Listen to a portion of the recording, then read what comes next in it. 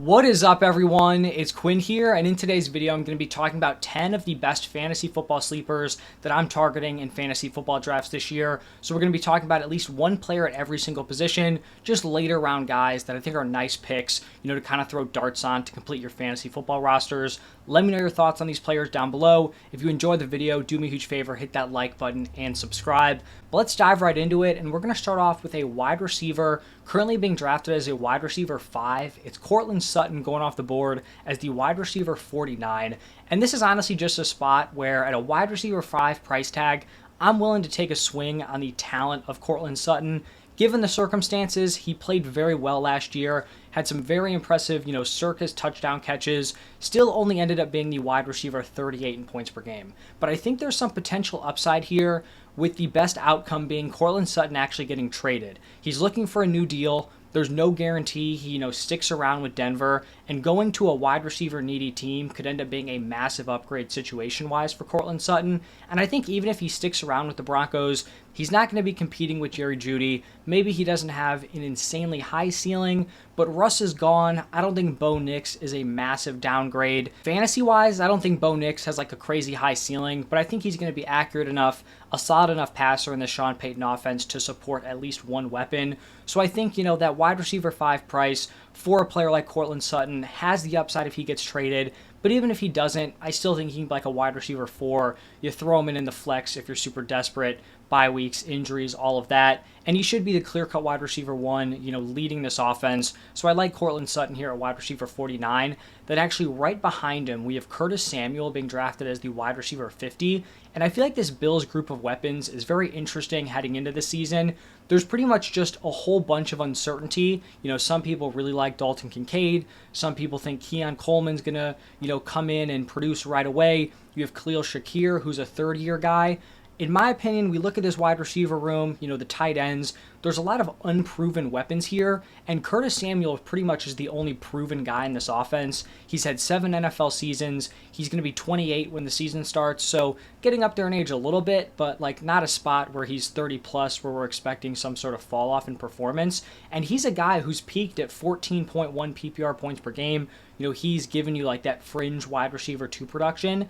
And in his last 5 healthy seasons, he has finished as the wide receiver 48 or better in points per game. So someone who's been a wide receiver 4 or better now is being drafted as the wide receiver 50 in by far the best offensive situation of his career. You have Coleman there, who's young, kind of a raw prospect, also probably not being used in the most optimal role for him. If he's playing outside, I think that big slot's probably what fits him best, especially early on in his career. So there's no guarantee Keon Coleman comes out, balls out from day 1. And then Shakir is a day 3 pick, hasn't done a ton through 2 seasons. Is he going to be the breakout guy? So you have Curtis Samuel. He's given you that proven production. Now he has Josh Allen as his quarterback, by far the best quarterback play he's going to have in his career, and he could end up being the wide receiver 1 for this offense, and getting him at a wide receiver 50 price tag, in my opinion, you just take the swing here. And this doesn't even mean that I'm fading those other guys. I'm still interested in Keon Coleman at price, but I just think with so much uncertainty, if you can take a stab at someone who's proven to be a good fantasy wide receiver, and then you have the opportunity for them to elevate their performance, on a top passing attack, I think you just take it here with Curtis Samuel.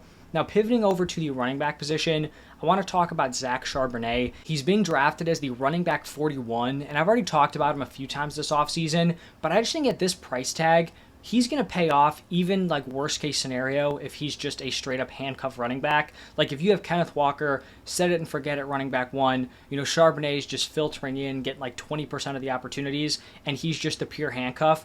I think it would still make sense to draft him here at running back 41 area. That's a fine price to pay for a really good NFL handcuff. But I think Charbonnet really can challenge Kenneth Walker for work in this backfield. In my opinion, Zach Charbonnet definitely is the much better receiving profile, even though they split the receiving work last year. Kenneth Walker did not catch passes in college. Charbonnet was catching passes, throughout his college career, came in as a rookie, was somewhat involved in the passing game. And I think there's this idea that Kenneth Walker is just the infinitely better, pure runner. But Charbonnet was actually the more efficient guy last year. More rushing yards over expected per attempt, also had a higher yards per carry. We also have a new offensive coordinator coming in, which means there's not going to be like a ton of loyalty to what they had before. So last year, Kenneth Walker led this backfield. Charbonnet's rookie year was kind of just getting into the swing of things. There's no guarantee that offensive coordinator keeps this split the exact same way. So I think he has some upside, potential flex option if he does work his way into a committee. And even if he does just end up being treated like a backup, I still think that's fine here with where he's going as like a mid-tier RB4. Another guy at the running back position I want to talk about here is Rico Dowdle. He's being drafted as the running back 43, and I think I could make a pretty strong argument that Rico Dowdle should be being drafted, ahead of Ezekiel Elliott. He's going after, at a cheaper price, and he might just straight up outproduce Zeke this year. Now, I'm not someone who thinks that Rico Dowdle is like some sort of insanely underrated running back, some dude who's going to come in and be like, an elite option at the running back position. That's not my take here. I just think at this point, he has to be a better option than Zeke, especially throughout, an entire 17-game season. Back half of the season when we need that fantasy production, I just have a hard time seeing Zeke, being the guy over Rico Dowdle. Zeke has the most touches of any active running back. He has so much tread on the tires. It seems like he's been a little bit washed for at least like 2+ years now. He'll be 29 when the season starts. Last year, he had the 7th fewest rushing yards over expected per attempt. His play will likely only continue to decline. Like, I'm not expecting some sort of career resurgence at this point. And when we look at Rico Dowdle, he really just was not all that bad last year. He played running back 2 behind Tony Pollard. He averaged more yards per carry than Pollard, was solid as a pass catcher, caught 17 passes for 144 receiving yards. He's 26 years old, doesn't have a ton of wear and tear on his body, so I'll take my chances here with like the younger, fresher option. Like I mentioned, he's also cheaper in drafts. I think there's also this narrative that like Zeke is going to come in, he's the reliable option, he's been in this offense, and that has been true, but there's also been this point that like Zeke is the much better pass blocking running back, and according to PFF, like Rico Dowdle is not a good pass blocking running back, but Zeke was also terrible last year when it came to pass blocking, so I don't even know if he has that edge over him. I just think over a full 17-game season, maybe it's close early on, maybe Zeke has that familiarity, he's leading like a committee early on. I just think in the long run, Rico Dowdle's probably the better option here. And this is the offense that was, the highest scoring unit last year. So someone in this offense is going to do something fantasy-wise, right? Like, you can't have the highest scoring offense and have 0 fantasy-relevant running backs. If I was going to take my stab on one of them, it would be Rico Dowdle here as the running back 43. Now, looking at some quarterback options, Justin Herbert is someone I talked about as a dynasty buy low. He's currently being drafted as the quarterback 17, and even if this, offense has questionable weapons, it's not like he's throwing to a healthy Keenan Allen, a healthy Mike Williams, I still feel like you probably shouldn't be able to draft like arguably a top 5 real-life NFL quarterback this late for fantasy. In his 2 healthy seasons, he has been the quarterback 2 and the quarterback 7 in points per game. He's gotten kind of unlucky with the injury bug over the past couple of seasons. 2022, his ribs were messed up like pretty much the entire year. I think he injured them week 2, just straight up played through it. Last year, he had the messed up finger and also had a bunch of injured weapons. And even last year, he was still the quarterback 10 in points per game. So I think if you're someone, you're punting the quarterback position, you're not getting one of those elite options, you're waiting, I think Justin Herbert is an amazing late round option that, quarterback 17, for what he's showcased so far in his NFL career, I feel like you just have to take him there. And then someone else who maybe you want to pair with Justin Herbert if you do wait out the quarterback position, Matthew Stafford being drafted as the quarterback 19. He was PFF's 5th highest rated quarterback in 2023.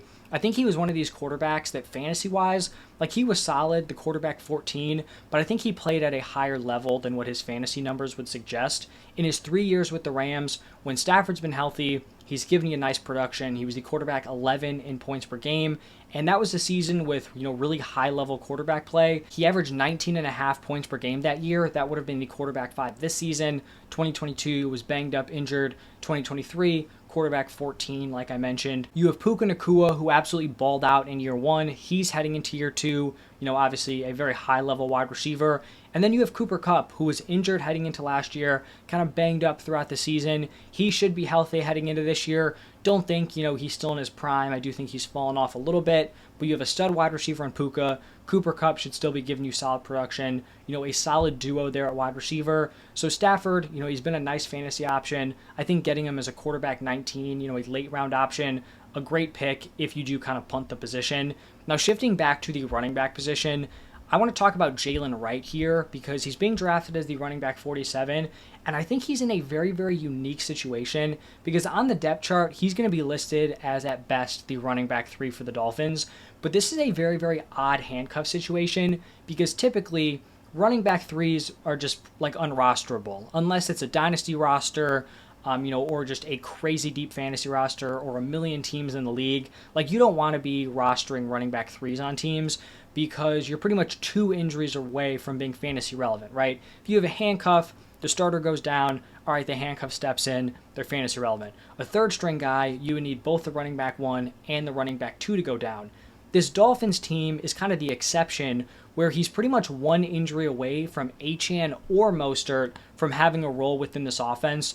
We saw last year, Mike McDaniel wants to run a committee here. He pretty much split the backfield 50-50 with Achane and Raheem Mostert. You have Achane, not the biggest running back. Raheem Mostert getting up there in age. The Dolphins, I think, really do want that solid split. So if Mostert goes down, it's not like Devon Achane stepping up and getting 70+% of the opportunities. Like, Achane's not turning into a workhorse and all the running backs are kind of, out of the picture. I think if Mostert were to go down, I think you probably still have a committee. Maybe Achane's taken 55, 60% of the opportunities, but you're still going to have another running back who's in there going to be relevant. And I think the same thing applies if Achane were to go down. I don't think they're going to want to, just force feed Raheem Mostert at this point in his career with his age. So it kind of seems like Jaylen Wright has like double the opportunity to see the field compared to a normal handcuff. He's a fun prospect, really good athlete, caught passes his junior year, and I also just think he's a really solid fit here in this Dolphins offense. When Mike McDaniel has gone out, stuck his neck out, gotten these super athletic weapons, typically he's going to get them involved, he's going to have them playing. So I think Jaylen Wright is definitely interesting, probably not going to be someone who's super relevant early on in the season, but I do think an injury just unlocks a lot of upside for him because you truly can have 2 running back 1s in this offense, splitting it 50-50. So really like Jaylen Wright here as like a fringe RB4, RB5. Now the one tight end I'm talking about in this video is going to be Ben Sinnott. He's being drafted as the tight end 19, and he's probably, my favorite sleeper tight end at this point. He was a round 2 pick in the NFL draft. He tested really well athletically, which is very important for the tight end position, especially in terms of guys with some upside. He had strong college receiving production, so he pretty much checked every box you're looking for. You look at a guy like Sam Laporta last year, kind of a very similar outline, right? He produced in college. He, was a solid athlete, very good athlete, got that second-round draft capital, and we saw him have a really nice role in year 1. Now, I think the difference is that this offensive situation, not as great, right? You go to the Lions, you have Jared Goff there as an established quarterback. Ben Sinnott, you have Jaden Daniels. Who knows how well he's going to play as a rookie. He's also competing with Zach Ertz, which is probably more competition than Sam Laporta had. But at this point in his career, like, if Sinnott's not just straight up beating out Zach Ertz, he's not going to produce even if Zach Ertz wasn't there, right? Like, if he's not good enough to, earn that starting spot over Zach Ertz, it wasn't going to happen anyway. So not super concerned about that. I just think if you're punting the position or want a tight end 2 for some upside, he's the guy I'm looking for here. Instead of drafting some of these dudes who've had so many opportunities to prove it and haven't, let's just take a shot on the fresh guy. We just had a tight end last year showcase a high ceiling as a rookie. Kincaid was also solid, so Sinnott would be my tight end sleeper. And then we're going to go back to the wide receiver position. And the wide receiver 72 is currently Demario Douglas from the Patriots. I also like Jalen Polk as a sleeper from this offense, but I slightly prefer Douglas at this point. I just think that on an offense that's probably not going to be great, a young unit, Drake May at quarterback, I think targeting the guy who can rack up volume out of the slot, has some proven production, I think it's probably the way to go here for the Patriots. Week 7 is when Douglas became a starting wide receiver for the Patriots, like a full-time starter. In his last 9 games, he averaged 9.4 PPR points per game. Now, like sub 10 PPR points, that's nothing crazy. He wasn't breaking fantasy football or anything. But the situation offensively last year was just heinous for the Patriots. They had the 4th fewest passing yards. They had the 6th fewest passing touchdowns. They scored less than 14 points per game, tied for the worst in the NFL. So there really wasn't a ton of opportunity here for Demario Douglas to, have a super high fantasy ceiling just based on what he was working with offensively. And we also look at his production last year. He didn't score a touchdown the entire season. So he was getting no help, in the touchdown department.